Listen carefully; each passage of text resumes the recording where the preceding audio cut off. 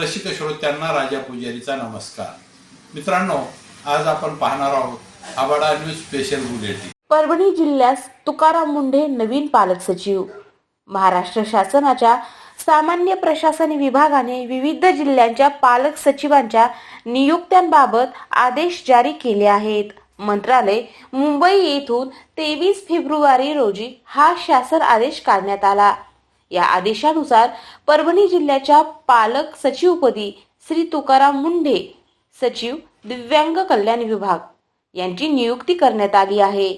यापूर्वी ही जबाबदारी श्री दीपक कपूर, अप्पर मुख्य सचिव जलसंपदा विभाग यांच्याकडे होती. प्रशासकीय कारणास्तव राज्यातील काही जिल्ह्यांच्या पालक सचिवांमध्ये बदल करण्यात आल्याचे आदेश नमूद करण्यात आले आहे. नव्याने नियुक्त करण्यात आलेले पालक सचिव लवकरच कार्यभार स्वीकारणार असल्याची माहिती सूत्रांनी दिली आहे. मित्रांनो, तत्पूर्वी आपलं आवडतं आबाडा न्यूज चॅनल सबस्क्राईब केलं नसलं तर सबस्क्राईब करा आणि लाईक करा. बेल आयकॉन दाबून आपली पसंती कळवा.